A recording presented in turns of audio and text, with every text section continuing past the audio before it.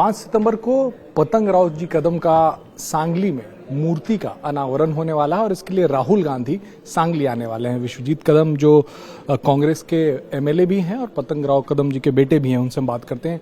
5 तारीख को ये जो पूरा इवेंट होने वाला है, सर कौन कौन आने वाला है? क्या महाविकास आघाड़ी के भी सारे नेता इसमें मौजूद रहेंगे? देखिए, एक तो ये पर्सनल इवेंट है।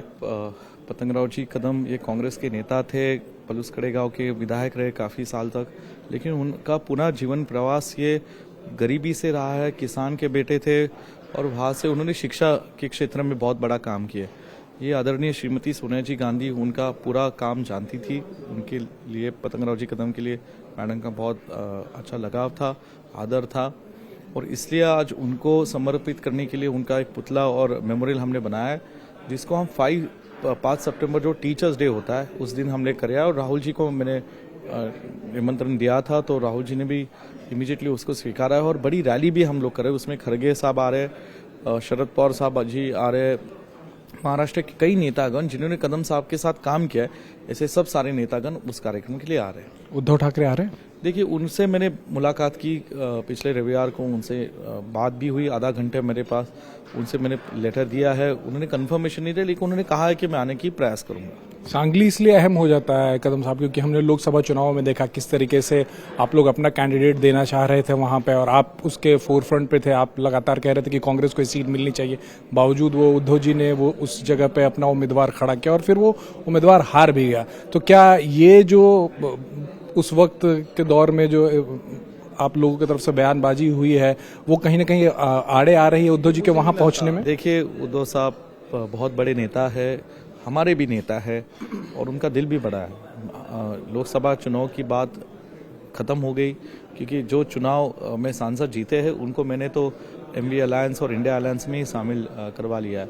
बात ऐसी है कि अभी आने वाले विधानसभा चुनाव में हमें ध्यान रखना है, और मैंने जैसे कहा कि राहुल जी के नेतृत्व में, पवार साहब के नेतृत्व में, उद्धव ठाकरे साहब के नेतृत्व में एमवी अलायंस ये चुनाव लड़ेंगी, और उनके साथ 2 बार मेरी मुलाकात होगी। कुछ नहीं, अभी बात खत्म है, आगे चल रहे हम लोग साथ में। कंफर्मेशन दिया नहीं उद्धव जी ने? क्योंकि उन्होंने कहा कि शायद उनका एक पर्सनल कुछ उस दिन का कुछ प्रोग्राम है पर्सनल, तो इसलिए कहा कि मैं आने की कोशिश करूंगा, इतना ही बता दिया उन्होंने। आखिरी सवाल ये, आपने कहा कि रैली भी होगी और भाषण भी होगा, तो क्या हम इससे मान के चले कि महाविकास आघाड़ी का जो चुनाव के लिए, महाराष्ट्र विधानसभा चुनाव के लिए एक तरीके से प्रचार का आगाज होने जा रहा है 5 सितंबर को? देखिए, मैंने पहले तो बता दिया कि ये एक पर्सनल इवेंट है, इसके लिए भी हम लोग बड़ी तैयारी कर रहे हैं, लेकिन सब नेतागण आ रहे हैं तो कुछ ना कुछ तो स्पीचेस तो हो जाएंगे, देखते। वहाँ सांगली की भूमि यशवंतराव चौहान साहब की भूमि है, पतंगराव जी कदम वसुंधरा की भूमि है, ये सब कांग्रेस के विचारधारा के नेता रहे, तो यहाँ से एक मिट्टी से कुछ ना कुछ महाराष्ट्र में हो जाएगा।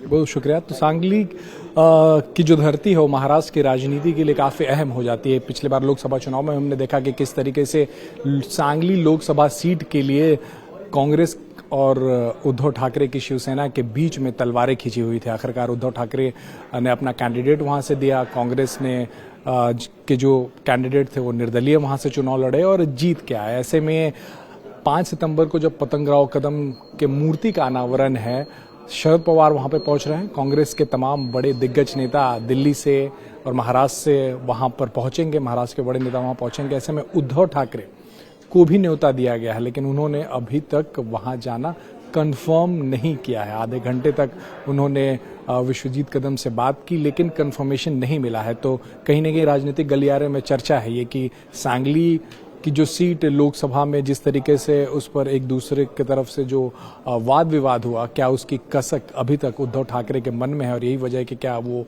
वहां उस दिन पहुंचने के लिए अभी तक जो कंफर्मेशन है वो नहीं दे रहे हैं। कैमरा रवि बिंद के साथ राजेश कुमार, इंडिया टीवी, मुंबई।